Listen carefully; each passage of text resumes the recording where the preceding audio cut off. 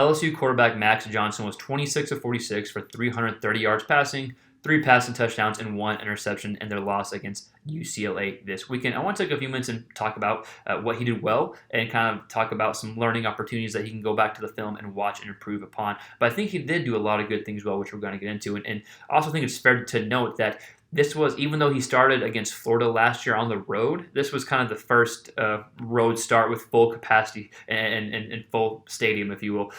So that's something to note as well, and I think he did do a good, impressive job, and it wasn't his fault that LSU lost. There's a lot of factors going on, and that's not something we're going to get into for this video. I just want to talk about Max Johnson's performance. But before we dive into the film and talk about what he did well, I just want to encourage you to consider subscribing to the channel if you like any quarterback-related content. So Max Johnson, like we said, 26 of 46, 330 yards to the air, 3 touchdowns, 1 interception. Yards per attempt, that 7.2-ish range. I don't remember that off the top of my head, but it's a little over 7, so not bad. The things he did well on, whenever he was playing well, because it was kind of, I don't want to say it was an up and down game. I think he played better than poor, but whenever he was on, let's say, he was making quick, decisive reads, getting the ball out quick, and taking what the defense gives him. Whenever he struggled at time, he held on the ball too long, kind of retreated backwards a bit, took some sacks, and then kind of had some forced throws that we're going to look at. So overall, I think he had a good performance. Not his fault they lost, and I think he'll be able to build upon it, but at the same time, there's some stuff to take away from. So we're going to dive into the film. The first we're going to watch is his good plays. Quick, decisive reads, get the ball out quick, underneath type throws, and then just take what the defense gives him. And then we're going to watch some of the learning opportunities, we'll call it, and that's just forcing the ball, not taking what the defense gives you, and just retreating back a little bit. But overall, I think it was a good performance. Let's go ahead and dive into the film and kind of get our takeaways so y'all can see what I'm talking about. Then I'll catch you on the back end of the video. So here's the first drive of the game of Johnson against UCLA, and you're going to see linebackers blitz. Great job by Johnson here. Just a little slant route here, off coverage. Plenty of space here. Good decisive throw. You replace the, you throw to where the blitzers are coming from, right? So you replace where the blitzers are coming from. Good job by Johnson here. We'll see this. This is an example of a good, decisive, quick play. 6 are coming.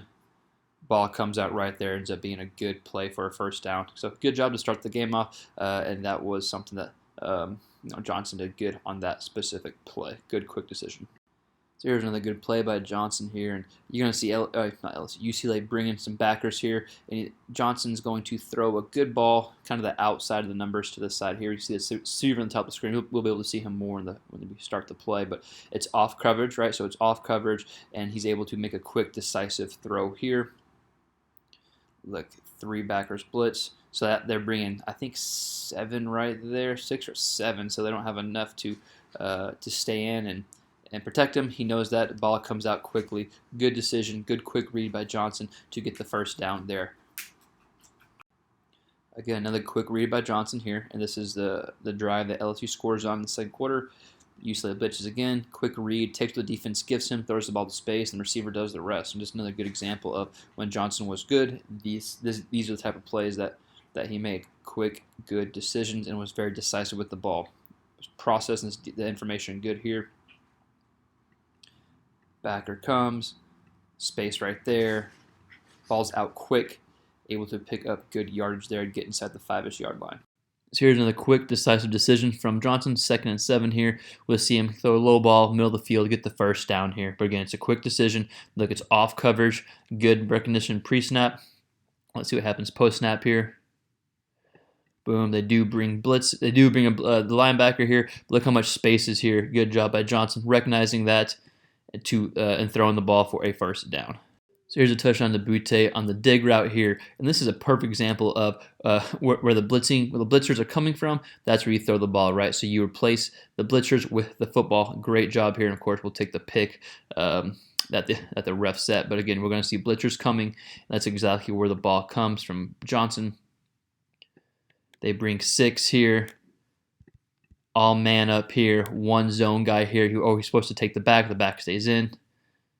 There was a strike right where the blitzers came from here. And then, of course, we'll take that pick there. But good job by Johnson recognizing the blitz, staying in the pocket, and making a good decision there, knowing that Butte is going to replace the backers there. So now I've been talking a lot about quick, decisive decision-making and getting the ball out quick, but sometimes that's not always the case, and you just can't do that in football. So this is a good job by Johnson, extending the play with his legs. Pressure comes, able to get upfield, Eyes remain downfield. There's a good ball to Butte here for a first down and 3rd and 8. And LSU's only down by 7 in the third quarter. So big play in the game. And something Johnson does well is maneuvering in the pocket. So even though I've been talking about the decisive and quick decision making, sometimes you just can't do that with the pressure. So good job by Johnson to get rid of the ball and throw a good, accurate ball for a first down and use his legs to set up the throw.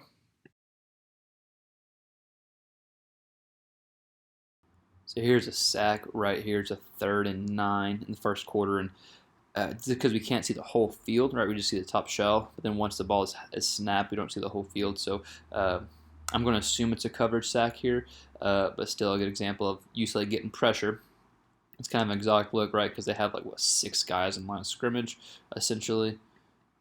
Well, they bring 4, and then they bring a backer here, so trying to confuse Johnson here, which they ultimately do. He holds onto the ball, and whatever, it may be a cover sack, but regardless, it's still a sack there, and a good kind of disguised blitz for UCLA. So here's a 3rd and long here, and again, it looks like they have, what is that, 7, 8 guys. Can't tell in the line of scrimmage. Long story short, I think they only bring 4. Pressure doesn't get to him, but he holds on the ball a bit too long. We see it's an incomplete pass. We'll go ahead and watch here. I think they only bring 4. They bring 5, okay.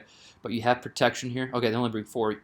Nope, sorry, I'm the worst. They're bringing 5, but you still have protection. You got 6 guys protecting. So they pick him up. He holds on the ball a bit, and then just kind of is able to make a type play there. So that's an example of the UCLA pressure getting to him, even though they didn't actually get to him. They affected the play still, though. So when you hold on the ball too long, kind of what Johnson did there, and then you start second-guessing yourself, and it leads to a incomplete pass. So here's a 3rd and 4 here. We're going to see an example of Johnson not taking what the defense gives him, kind of forces a ball here, and like the videos we watched previously of his kind of good plays, he does take what the defense gives him with quick and decisive decision making. He makes a quick decisive throw here. Around the back foot hits, the ball is about to come out, but he forces it here. Remember, it's 3rd and 4. All he needs is kind of this 30-yard line, so a quick ball to Butte probably would have been the right decision. Hindsight 2020, of course, but this would be an example of just taking the defense gives you as opposed to forcing it here. So a good learning opportunity for Johnson here. Nothing there. Just hit this guy for a first down here. Good learning opportunity there. So here's Max's interception right here. And we're going to see pressure gets to him, and he just throws a ball that shouldn't have been thrown, just kind of forces it. Here we have the down lineman, then we have rushers coming off as well, and he just kind of retreats and just kind of falls backwards and just throws the ball, doesn't need to be thrown. So the pressure forcing the ball there, this forces it for an interception right there. So again, another learning moment, a learning opportunity, just forcing a ball there when pressure gets to him for an interception. So here's the behind the pass look from Johnson. Look, I'm not going to talk too much about it because it's already gotten a ton of publicity and whatnot, but it's just an example of not a good decision here and just forcing a ball. But again, we won't harp too much on it. It's gotten a ton. Just not something you can do. It's kind of just inexcusable here. So retreating and just throwing something that should not have been thrown at all.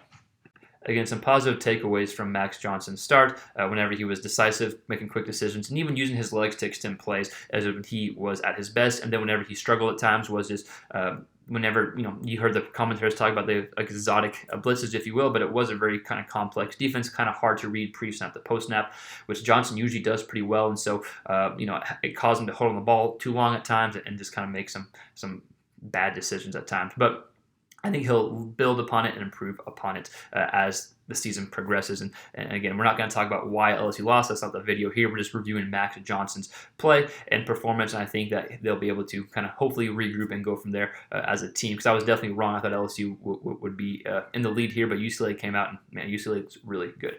But that's not the point of the video. Again, the point is Max Johnson. But I want to hear from you. Let me know in the comments below. What do you think about Max Johnson's performance? What do you think about his good stuff, the areas of improvement? Let me know in the comments below. We'll see you next time on the next quarterback-related video.